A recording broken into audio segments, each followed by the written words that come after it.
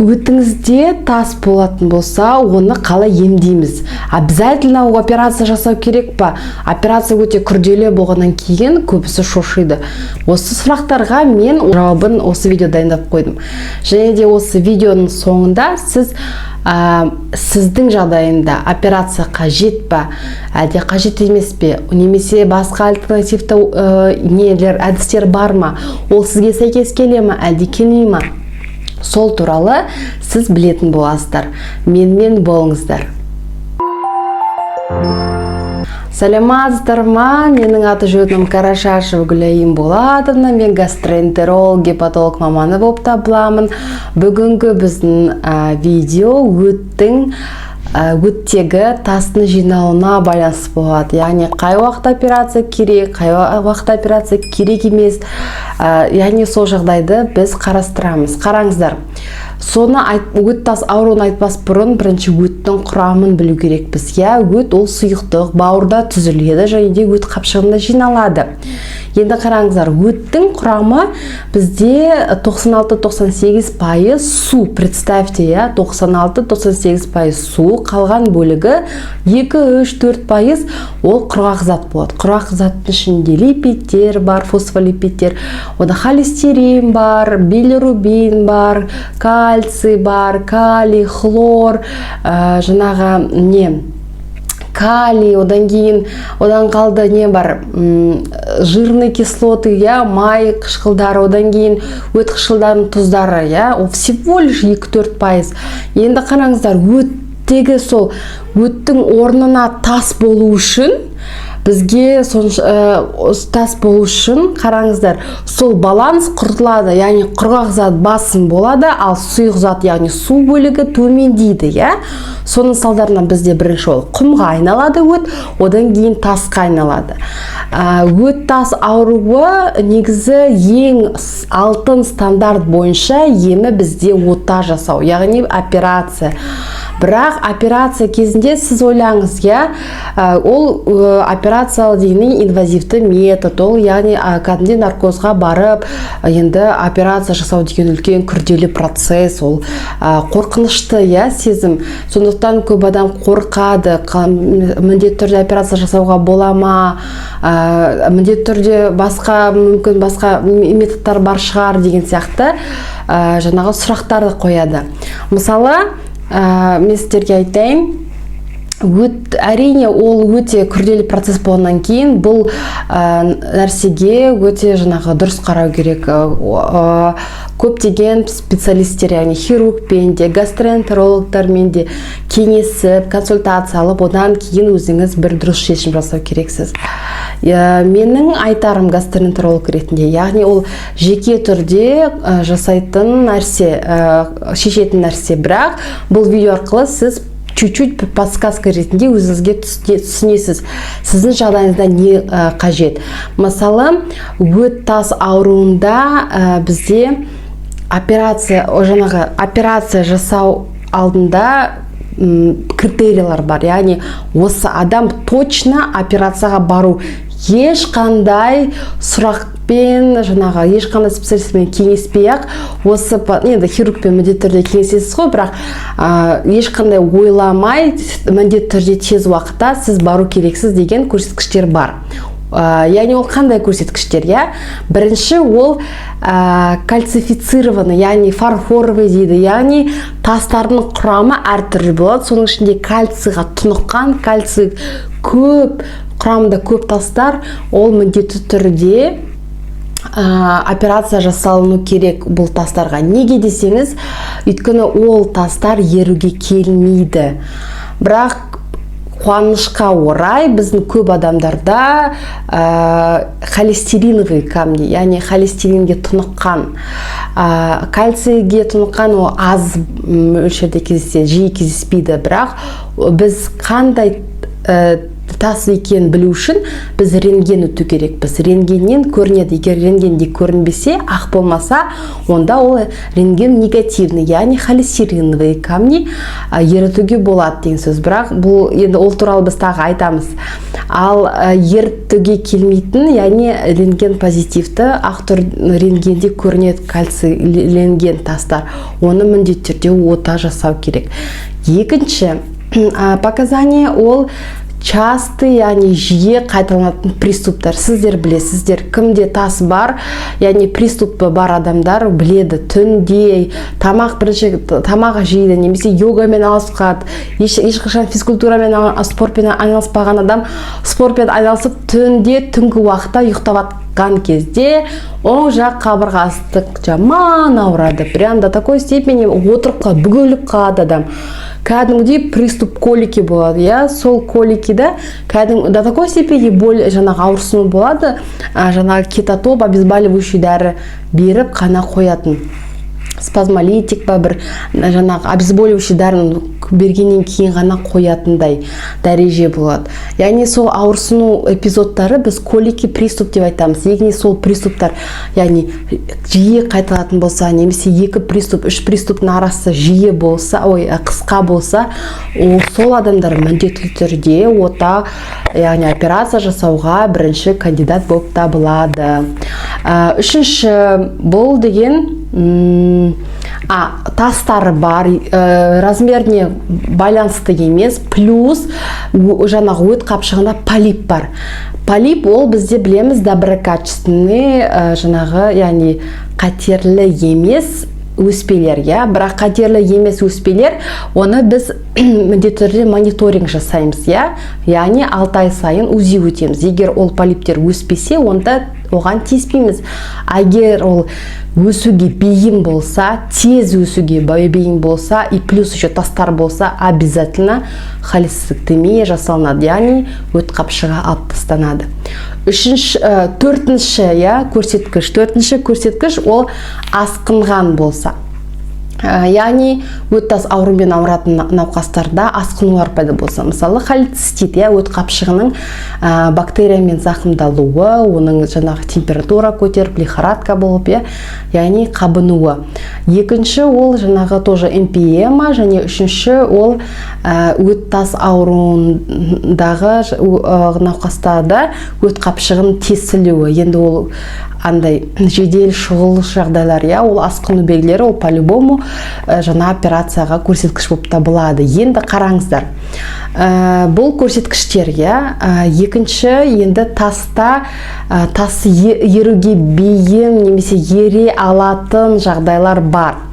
Яғни біз айтамыз, операциясыз, яғни басқа метод ретінде біз 2 метод қарастырылады. 2 метод, яғни ол біріншісі литотрипсия, яғни естіген болатын шығарсыз, кәдімдей ударно-волновой, жаңа кәдімдей үлкен аппаратқа, бір бөлмеге, больницаның ішінде үлкен аппаратқа отырғызып, ударно-волновой методбен толқындар жібереді. Сол кезде тас дробить етіледі, ұсақталынады. Бұл әдіс өте қауіпті болғаннан кейін, және бұл әдістің жасаған адамдардың соңында, яғни салдарын, осы методтың салдары ретінде жаңағы ұсақталған кішкентай тастар өт қапшығынан шығатын өт протогы бар. Сол өт протогын забивать етеді, сөйтіп жылтуха, яғни шұғыл түрде жаңаға не жасайды, шұғыл жағдайға келетін болғаннан кейін өмірге қауіпті жағдай туындайтындықтан сол методты негізі ешкім рекомендация жасамайды. Өйткені ол өте қауіпті өмірге. Енді екінші метод ол дәрі арқылы еріту. Дәрі арқылы еріту ол бәрімізге белгілі урсодезоксихолиевый қышқылы, ол мысалы урсасан, урсофальк, яғни сол жаңағы не арқылы, дәрі арқылы ертуге болады, бірақ ол 100% популяцияның ішінде 10%-да ғана шынымен де ол ертіледі. Және де екінші маңызды көрсеткіш ол 10 мм-ден, яғни 1 см-ден аспау керек. Максимум 12, яғни или 15-ке дейін кейбір авторлар 15-ке дейін айтады, 15 см-ден аспайтын тас болу керек. Егер сізде сол 1,5 см-ден аспаса, немесе 15 мм аспаса, ол тасты ертуге мүмкіндігіңіз бар, бірақ ол сізге ешкім оны гарантия бере алмайды. Өйткені ол біріншіден айтып атқандай сіздің режиміңізге байланысты. Егер сіз себеп салдарды азайтсаңыз, урсасанды тұрақты түрде ішсеңіз, және ол урсасанды или урсафальк, урсадекс, яғни урсадезоксихолевая кислотасы бар құрамында дәрілерді егер сіз 1 жыл бойы ішсеңіз, ешқандай жанама әсері болмаса, сіз өзіңіз организм жақсы қабылдаса, онда еріту мүмкіндігі бар. Ал егер сіздің неңіз тасыңыз 15 мм-ден жоғары болса, сіз міндетті түрде операция жасағаныңыз дұрыс. Бірақ операция жасауды сіз келесі приступты күтпей, плановым порядке, яғни жоспарлы түрде өзіңіз қалайтын дәрігерге, хирургқа, және де өзіңіз қалайтын медициналық центрге барып жасалғаныңыз дұрыс. Өйткені түнде сіз коликамен, түнде түнгі сменадағы хирургқа барсаңыз, сіз білмейсіз ғой, бұл хирург қанша операциядан кейін сізді қабылдап жатыр. Ол хирург енді ол адам болғаннан кейін шаршайды, яғни кейбір риск бар да қателесуге, сондықтан ол адам болғаннан кейін. Сондықтан әрине біздің хирургтар өте жақсы, сонда да лучше экстренадан көрі, шұғыл түрде барғаннан көрі плановый, яғни кәдімгідей күндіз жоспарлы түрде операция жасаған өте маңызды. Өтінем осы нәрсені прям галочка етіп өзіңізге сақтап алыңыз. Тағы айтатын мәселе, ол негізі өт тас ауруында операция жасаса, ол тек өт тас ауруының салдарын, яғни оның асқынуын алып тастайды, жояды. Ол яғни сол өттегі өт қапшығындағы тасты пайда болуының себебін жоймайды. Сондықтан өттегі тасты алып тастағаннан кейін өт қапшығын алып тастайды ғой, полностью пузырьды. Сізде не қалады?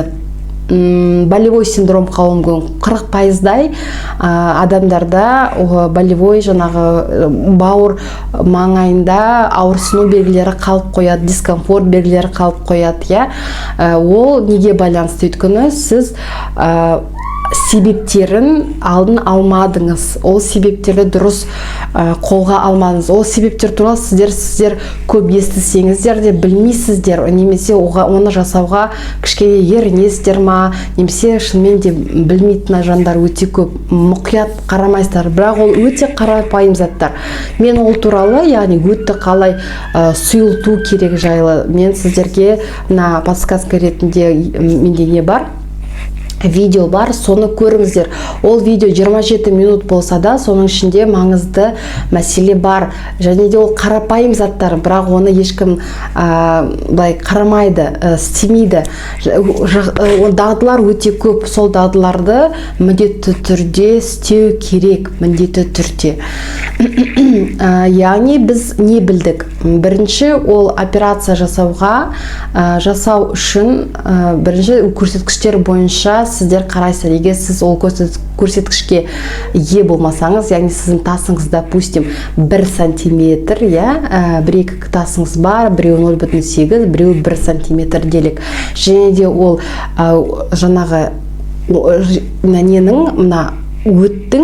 өт қапшығының мойнында емес, оның дносында, яғни яғни шет жағында болса, яғни протокқа жақын жерде орналаспаса, сіз жаңағы урсодезоксихолевый жаңағы қышқылы препараттарын қолданып 1 жыл бойы ертіп көріңізге болады. Бірақ сізде приступтар болатын болса, пожалуйста, сіз приступ деген сөз, ол өте андай красный сигнал ретінде қабылдану керек. Ол приступтар жиі қайталанатын болса, қайталап өтең, және де 2-3 приступтың арасы жиі болады, қысқа болатын болса, обязательно ол уже ота жасауға үлкен признак.